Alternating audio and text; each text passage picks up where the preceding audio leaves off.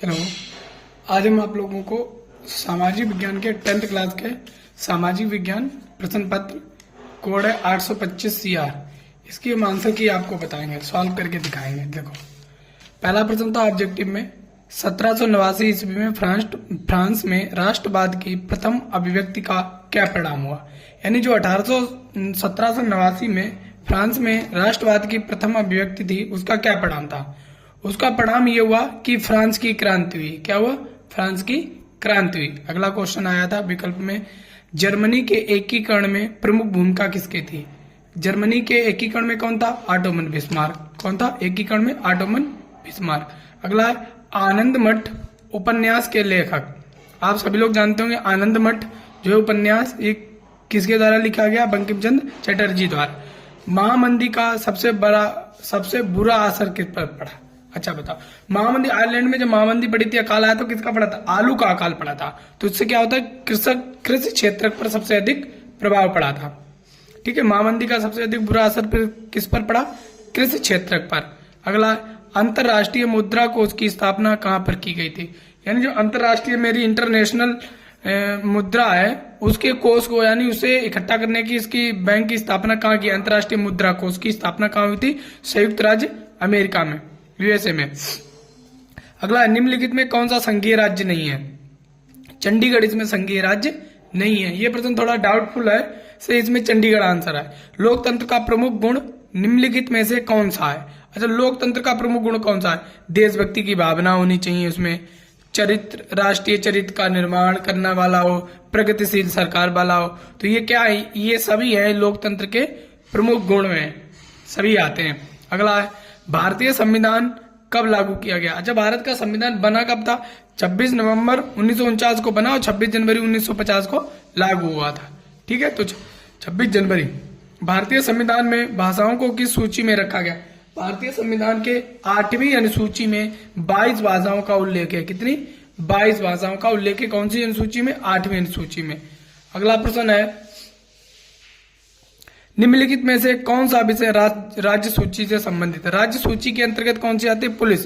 Police हर राज्य की होती है अलग अलग, जैसे Uttar Pradesh police, Punjab police, Jharkhand police, Uttarakhand police. हर राज्य की क्या होती है? अलग अलग होती है पुलिस। ठीक है, तो अगला प्रश्न है मेरा, रबी की फसलें को बोने का समय। अच्छा, रबी की फसल कब बोई जाती है? रबी की फसल के बोने का समय। रबी की फसल जो है वो अक्टूबर और दिसंबर में बोई जाती है। अक्टूबर, नवंबर, दिसंबर, नवंबर तक बोई जाती है, लेकिन ये यहाँ पे अक्टूबर दिसंबर सही है। अगला, निम्नलिखित में से कौन सा खनिज ऊर्जा खनिज नहीं है। यहाँ पर लोहा अयस्क है, ये ऊर्जा खनिज नहीं है, इससे हमें ऊर्जा प्राप्त नहीं होती। कोयले से भी ऊर्जा प्राप्त होती है, यूरेनियम से भी और प्राकृतिक गैस से भी। कृषि का आर्थिक क्षेत्र क्या है? कृषि एक जो है वो प्राथमिक आर्थिक क्षेत्र है। ठीक है। अगला, निम्नलिखित में गैर परंपरागत ऊर्जा का संसाधन। गैर परंपरागत ऊर्जा का संसाधन सौर ऊर्जा। ये सब देखो प्राकृतिक संसाधन, खनिज तेल, प्राकृतिक गैस, कोयला। सौर ऊर्जा मानव निर्मित द्वारा बनाई जाती है, सूर्य से। ठीक है। निम्न में से कौन सा आधारभूत खनिज है? आधारभूत खनिज कौन सा? अभ्रक। आधारभूत खनिज कौन सा? अभ्रक। अगला, पृथ्वी सम्मेलन कब हुआ था? 3 से 4 जून में। ये 1992 को हुआ था। उदारीकरण, भारत में उदारीकरण प्रक्रिया की शुरुआत किस वर्ष हुई थी? 1991 में। उदारीकरण की प्रक्रिया कब हुई थी? 1991 में। अगला, निम्नलिखित में से कौन सा जैव संसाधन है? यानी मत्स्य पालन जो है मेरा, वो मत्स्य उद्योग क्या है? जैव संसाधन है। निम्नलिखित में से किस वर्ष में बांग्लादेश ग्रामीण बैंक की शुरुआत। अब देखो, स्थापना नहीं पूछी है, बहुत से लोगों ने गलत कर दिया, इसमें शुरुआत पूछी है। बांग्लादेश में ग्रामीण बैंक की शुरुआत कब हुई?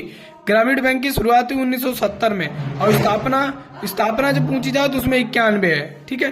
किस देश का विकास आधारित है? किसी देश का विकास आधारित है। किन किन मापदंडों पर किसी देश का विकास आधारित है? पहला, प्रति व्यक्ति आय पर, औसत साक्षरता दर पर, लोगों की स्वास्थ्य स्थिति पर।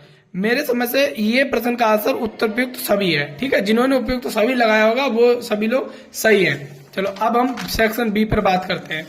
सेक्शन बी पर, सेक्शन बी में क्या क्या है देखो यहाँ पर। अब हम सेक्शन बी पर बात करते हैं।